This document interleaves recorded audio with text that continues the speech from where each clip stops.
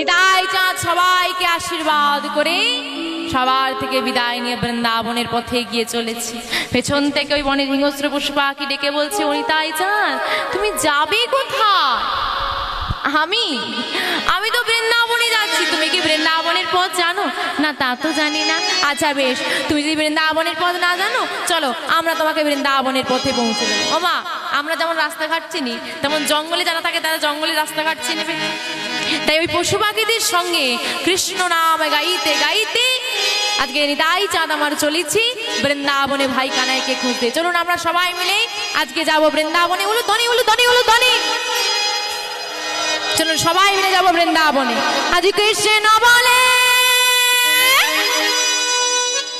দুটি বাহু তুলে, বাহু তুলে। হ্যাঁ, বৃন্দাবনে যেতে গেলে বাহু দুটো উপর দিকে রাখতে হয়। চলো রে মন ওই না বৃন্দাবনে,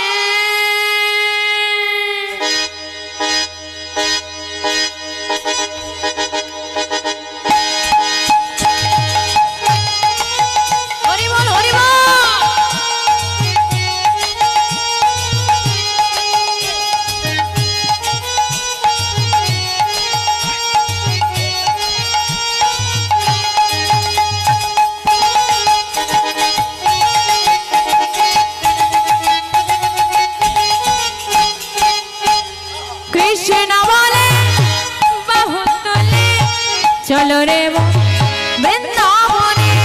কৃষ্ণ বলে বাহু তুলে চলো রে বৃন্দাবনে। আজ কৃষ্ণ বলে বাহু তুলে চলো রে বৃন্দাবনে।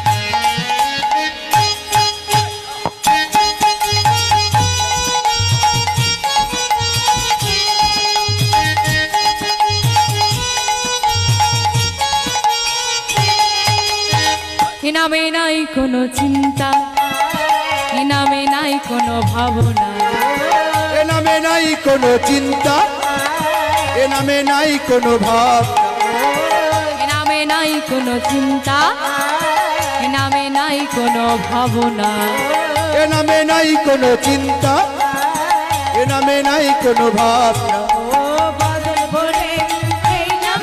তোমরা বদন ভরে এই নাম গাও, তোমরা বদন ভরে এই নাম গাও। কৃষ্ণ কৃষ্ণ না কৃষ্ণ বলে হরি বল হরি বল হরি বল।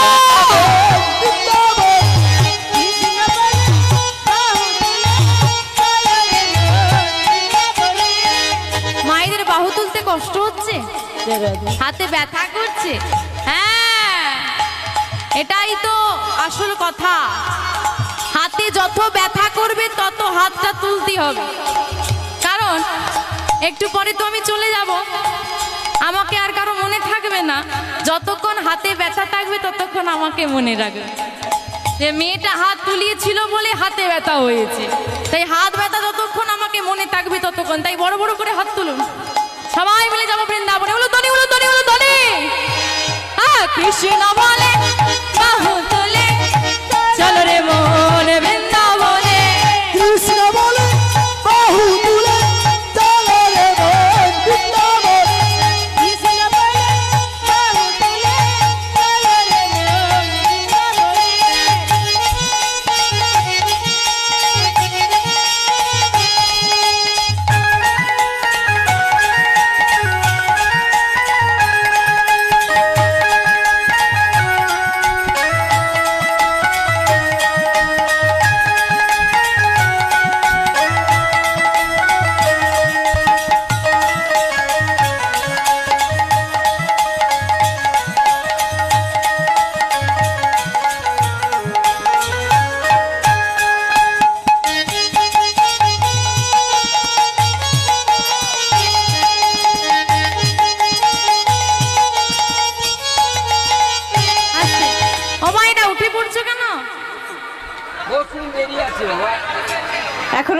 চলছে, লীলা এখনো সমাপ্ত হয় না। আস্তে আস্তে জয় রাধে। মায়েরা উঠে পড়লে কি করে হবে? সবাই বৃন্দাবনে যাচ্ছে, কানাইকে খুঁজে পায়। কৃষ্ণ বলে বাহু তলে চলো রে মন বৃন্দাবনে। কৃষ্ণ বলে বাহু তুলে চলো রে মন বৃন্দাবনে।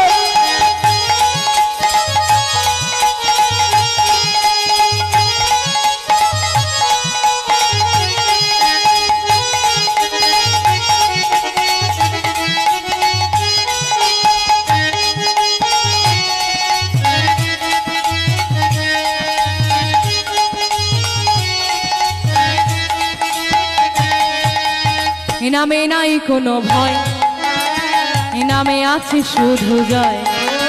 এ নামে নাই কোনো ভয়, এ নামে আছে শুধু জয়।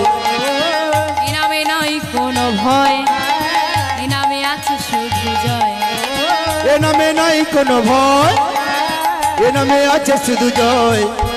বদন ভরে এই নামে গায়, তোমরা বদন ভরে এই নাম গাও, তোমরা বদন ভরে এই নাম গাও। বলে বলে কৃষ্ণ কৃষ্ণ না। কৃষ্ণ বলে বাহু তুলে চলো রে মন বৃন্দাবনে।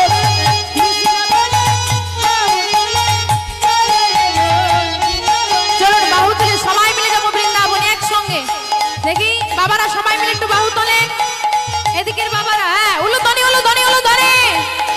তোরা আয় আয় আয় আয় আয় আমার ভাই, তোরা চলে চলে চলে মধুর বৃন্দাবনে যাই। তোরা আয় আয় আয় আয় আয় আমার ভাই, তোরা চল চল চল চল বৃন্দাবনে যাই।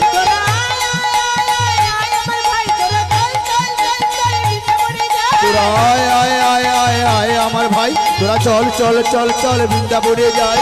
বদন ভরে এই নামে গায়, বদন ভরে এই নাম গাও, বদন ভরে এই নামে গায়। তোমরা বদন ভরে এই নাম গাও। বলে বলে কৃষ্ণ কৃষ্ণ না। কৃষ্ণ বলে বাহু তুলে চলো রে মন বৃন্দাবনে।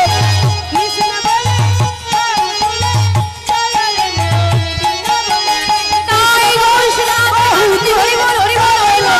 বৃন্দাবনে।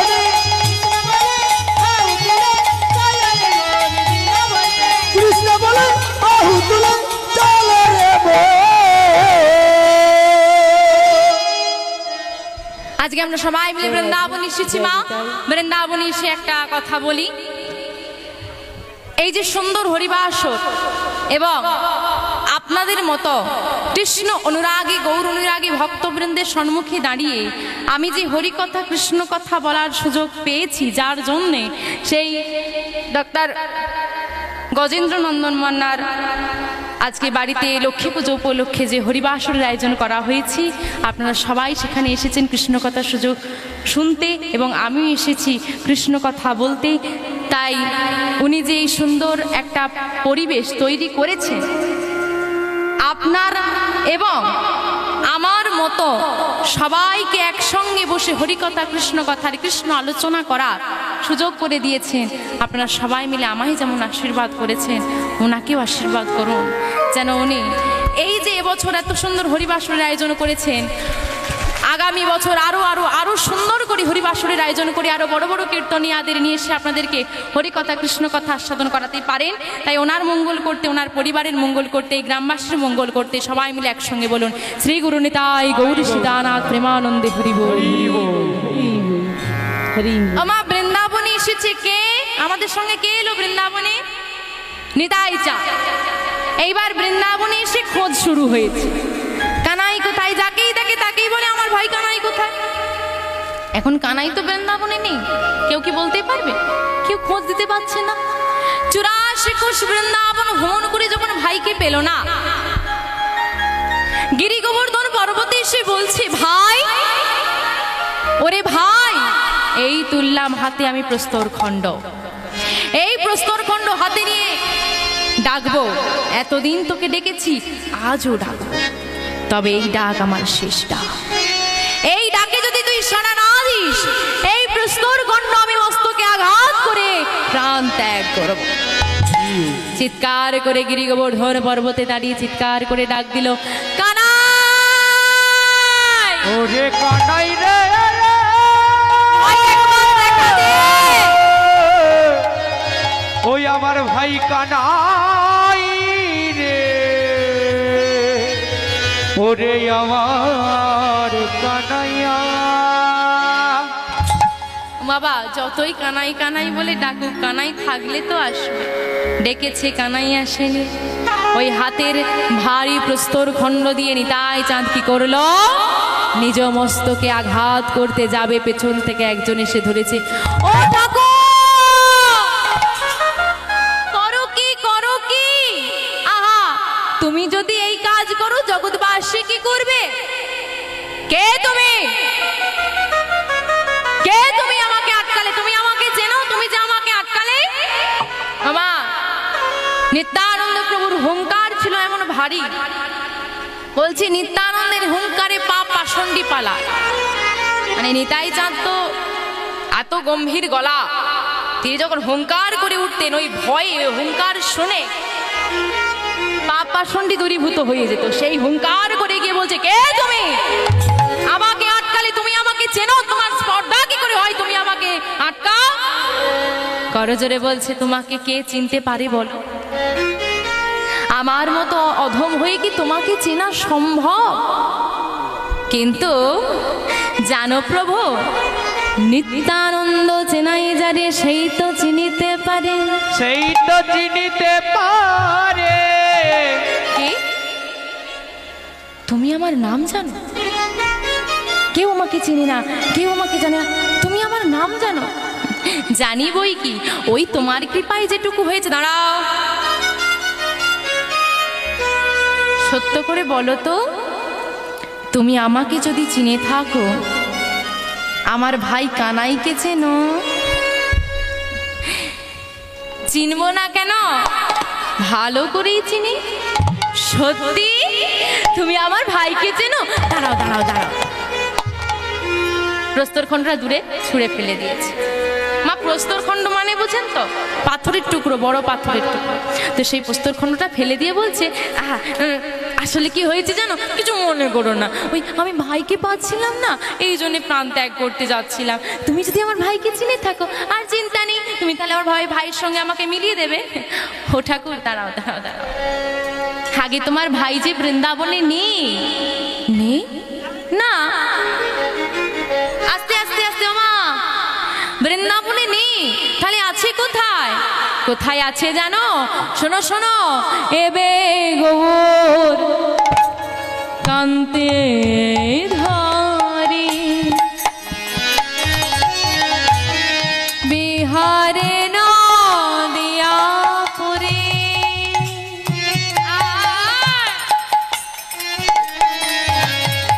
এবে গৌর কান্তি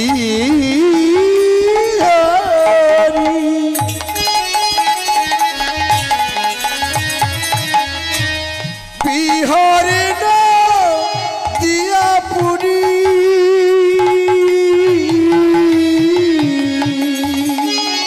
এবে গৌর গৌর কান্তে ধরি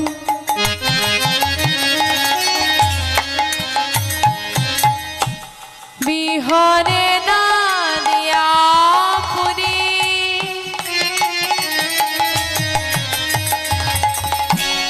এবে গৌর কান্তি ধরি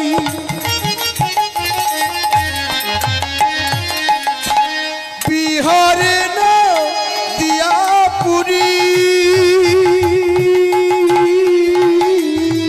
সেইখানে সেইখানে আছে প্রাণধন, সেইখানে আছে প্রাণধন। আরে সেইখানে সেইখানে আছে প্রাণধন, সেইখানে আছে প্রাণধন। ঠাকুর, এবে গৌর কান্তি ধরি বিহরি নদিয়া পুরী, সেইখানে আছে প্রাণধন। এই যুগে গৌর কান্তি ধারণ করে নদিয়ায় বিহার করছে ও ঠাকুর। যাও যাও নদিয়াপুরি, যাও যাও তুমি নদিয়াপুরি, যাও যাও নদিয়াপুরি, যাও যাও নদিয়াপুরি, সেইখানে প্রাণধন পাবে। যাও যাও নদিয়াপুরি, সেইখানে প্রাণধন পাবে। যাও যাও নদিয়াপুরি। তুমি নদিয়ায় যাও, নদিয়ায় গেলেই তোমার ভাই কানাইকে পাবে। এই বলে মা যেই না বলেছে ভাই কানাই পাবে নদিয়ায় গেলে, মনের আনন্দে বিদায় নিয়ে বৃন্দাবন থেকে বিদায় নিয়ে যাচ্ছে ভাই কানাইয়ের কাছে। কোথায় যাবে আমা? কোথায় যাবে? নদিয়ায়। কিছুটা এগিয়ে গিয়ে মনে মনে চিন্তা করছে, না গেলে হবে। কেন? এ বলছে ওখানে যাও, সে বলছে ওখানে যাও, ও বলছে ওখানে যাও, আমি তো যেতেই আছি যেতেই আছি, ভাইকে পাওয়া যাচ্ছে। একটা কাজ করি, ভাইকে কেমন দেখতে, ভাই কি করে, সব কিছু খোঁজ খবর নিয়ে যাব।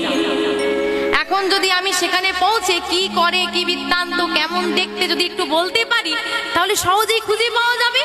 তাই ফিরে এসেছে। যেই না ফিরে এসেছে, যার থেকে এত কিছু জানতে পারলো, সে বলছে ও ঠাকুর ফিরে এলে যে কি হয়েছেটা কি? না, তোমার কাছে আমার কিছু প্রশ্ন আছে। কি প্রশ্ন? বলে শোনো, আমার ভাই না, আমার কৃষ্ণের গায়ের রংটা কেমন ছিল? কালো। বলছে আমার ভাই না মিশ কালো, এতটা কালো যে আমাকে তো দেখতে সুন্দর, এবার আমার ভাই কালো বলে বৃন্দাবনের সবাই তাকে কালুয়া বলে ডাকতো। আমার ভাই তেমন কালো আছে, আরে বৃন্দাবনে কৃষ্ণের মতো কালো কেউ নেই। তাহলে এখন যদি সেরকম কালো থাকে, আমি নদিয়ায় গিয়ে বলবো তোমাদের এখানে সব থেকে বেশি যে কালো তাকে কেন বললেই হবে। বলছে ঠাকুর ওটা বললে এখন আর হবে না। কেন? না তোমার ভাই আর কালোটা নেই। কালো নেই? কি হয়েছে গো? কি হয়েছে জানো? গৌর হয়েছে, গৌর হয়েছে, গৌর হয়েছে, গৌর হয়েছে, কালো কানাই এবার গৌর হয়েছে, আর কালো কানাই এবার গৌর হয়েছে, কালো কানাই এবার গৌর হয়েছে, কালো কানাই এবার গৌর হয়েছে। ওই না ব্রজ ছেড়ে নদিয়ায় এসে কালো কানাই গৌর হয়েছে। ব্রজ ছেড়ে নদিয়ায় এসে কালো কানাই গৌর হয়েছে। কি? আমার ভাই আর কালো নেই?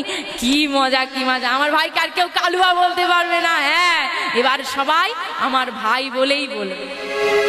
আচ্ছা ঠিক আছে। আর ও হ্যাঁ শোনো, এই যে আমার গোবিন্দ হচ্ছে বাঁকা। কটা বাঁক?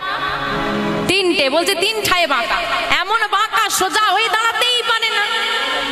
তা আমার ভাই সেরকম বাঁকা আছে, তাহলে গিয়ে বলবো যে তোমাদের এখানে যে বাঁকা আছে তাকে ডেকে দাও। বলে বললে ওটা বললেও হবে না। কেন? না আমার ভাই বাঁকা নেই, আর কি হয়েছে?